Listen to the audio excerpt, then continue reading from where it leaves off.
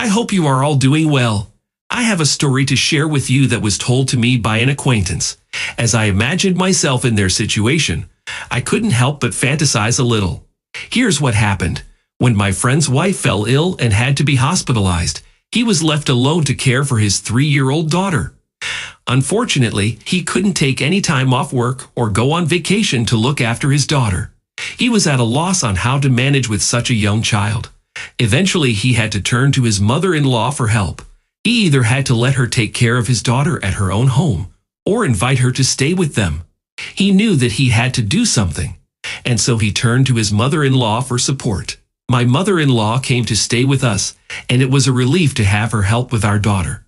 One evening, I came home from work later than usual, but I still managed to spend some time with my daughter, whose name is Dashka.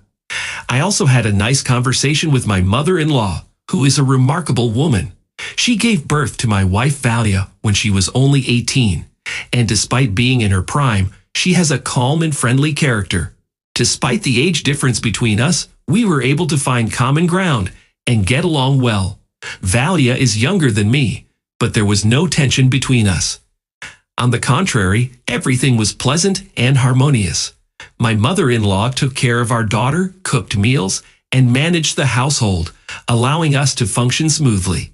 One day, I completed a job for a client and received a bonus, which meant I could leave work early. When I arrived home, I spent some quality time playing with my daughter and even got my mother-in-law involved in the fun. Dashka giggled with delight as we chased her grandmother around the room, pretending to ride a hot horse like a cowboy. I held on to Dashka's ears to prevent her from falling off the horse's back, and she pounded her heels on the sides, making horse sounds and laughing loudly. It was a joyful and lively moment for all of us. It was time for Dashka to take a bath, and as usual, she created a commotion in the tub, splashing water everywhere. My mother-in-law and I stood there, both wet and waiting for our little sailor to dock her ship. As the water covered my mother-in-law's figure, I couldn't help but notice how good she looked, despite being drenched. Her physique is similar to Valia's, my wife, but with a little more curves that only add to her charm as a mature woman. In fact, their faces also share a resemblance, making them even more alike. My mother-in-law and my wife, Valia, sometimes look like two sisters despite their slight physical differences. Although my mother-in-law's figure is a bit larger, Valia is almost 20 years younger than her, so they will likely look more similar as they age. As we stood there in the bathroom, I couldn't help but have some interesting thoughts about my mother-in-law's wet figure, especially since it had been a while since I had been with a woman. It seemed that she could sense my interest, but we quickly brushed it off as Dashka finished her bath and sent us off to bed, saying that she needed to change. We changed into dry clothes as Dashka slept, and my mother-in-law and I sat in the kitchen. I had brought some wine with me, so we poured ourselves a glass and began chatting about life. The conversation soon turned to family matters, and my mother-in-law expressed how grateful she was for her daughter's wonderful husband, me.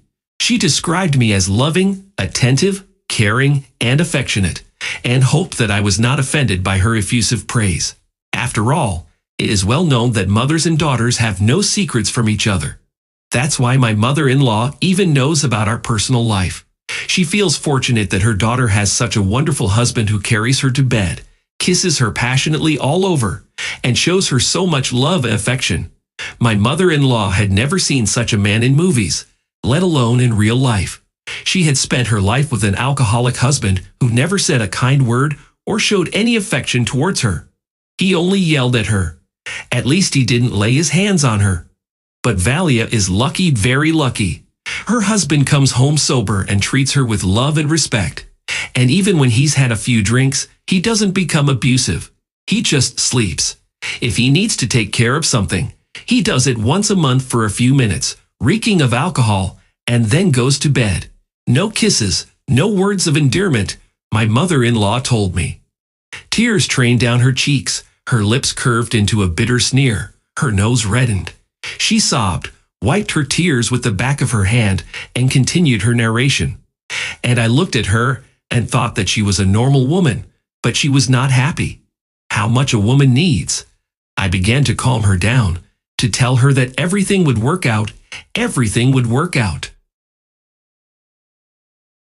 I stroked her like a child in the head, kissed her. She sobbed even more bitterly, squatting in front of her. I kissed away her tears, gently collecting the drops that rolled down her cheeks with my lips. As I leaned in to kiss her swollen lips, she responded to my touch, and our kisses deepened into an unconnected passion. We stood there, locked in a kiss, in the middle of the kitchen. Suddenly, my mother-in-law moved her shoulders, causing my robe to fall off completely, revealing my naked body. She pressed my head against hers, whispering about sin, while I closed my eyes and continued with the moment. She pleaded with me not to look at her, describing herself as fat and unattractive. As a woman, she craved compliments, so I assured her that her figure was beautiful, perfect even, and that it would bring joy to any man. I encouraged her not to feel ashamed, but rather to be proud of her shape and figure. I said many other things, but I cannot recall them now. As we spoke, I found myself losing control of my tongue, and the words seemed to flow without thought. Eventually, I lifted my mother-in-law into my arms and carried her into the room. The world spun around and around, and 20 minutes later, we found ourselves cuddling. We had forgotten to drink water, but the pleasure of the moment was so overwhelming that we didn't want to move or do anything else.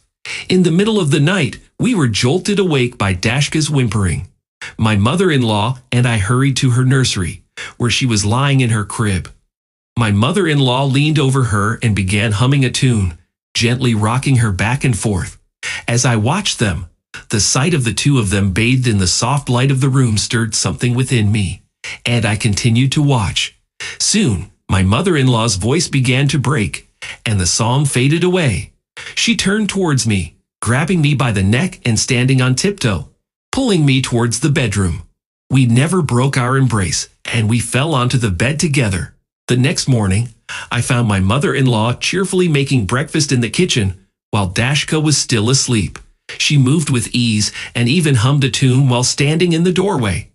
I greeted her with a good morning and couldn't help but admire the curves of her body beneath her robe as she moved around the kitchen. As she walked back and forth, I began to feel a familiar sense of desire. I longed to repeat what we had done the day before. My mother-in-law stood frozen, waiting for our actions to continue from the previous day. We had to be quick. Her daughter would wake up soon, and it was not appropriate for her to witness her father having such fun. After washing Dashka's sleepy face, we began to prepare for the visit to the hospital to see my mother-in-law. Valia was delighted to see us together, but asked us quietly not to hurt her mother. Later in private, she whispered something to her mother while Dashka and I collected leaves from the hospital garden. Once we got home, my mother-in-law confided in me that her daughter had asked her to keep a watchful eye on me to ensure that I wouldn't sneak off somewhere. She requested that I temporarily take her place as my wife. She was ashamed to ask, but she had always considered her mother her friend and had no one else to turn to. My mother-in-law promised to fulfill all the duties her daughter would have done, including putting Dashka to bed. Our intimacy was now more leisurely, yet still passionate. A woman awakened inside my mother-in-law, and she was trying to seize the opportunity that fate had presented her. In the evening, before going to bed, we discussed in the kitchen where else we could fulfill Valia's requests, and I found myself in tears. I spoke the truth when my mother-in-law asked me to make a request on behalf of my wife, showing how much she loved me. Her emotional response was relief and gratitude that her daughter had such a devoted husband. After Valia was discharged from the hospital, my mother-in-law departed, leaving me uncertain about what she had disclosed to Valia and what she had kept hidden. Valia was the only one who frequently sent me to my mother, using the excuse of helping me. When I returned, she only asked about the day's events, particularly if they were as intense as when Avilia became unhinged. I also observed that my business trips to visit my mother-in-law happened to coincide with those same days. Eventually, Valia confessed that she had encouraged my mother's involvement.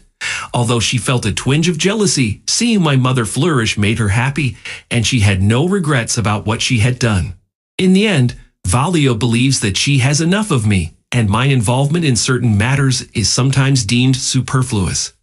My mother is immensely grateful to her daughter for her wisdom. However, Valia worries that I may become too accustomed to my mother's company and fall out of love with her. To ease my concerns, my wife kissed me and reassured me that there is no one in the world dearer to me than she and our daughter. We continue to enjoy spending time with my mother-in-law, and often when she visited us, Valia herself would direct me to her room. During a holiday feast, the three of us had a great time without any catastrophic consequences. However, sometime later, my father-in-law passed away while under the influence, causing my mother-in-law to move in with us, and her residence became a summer home. Thank you for listening to the story to the end, and if you like it, please support us with a like as well as subscribe to our channel. Write in the comments what you think about the story.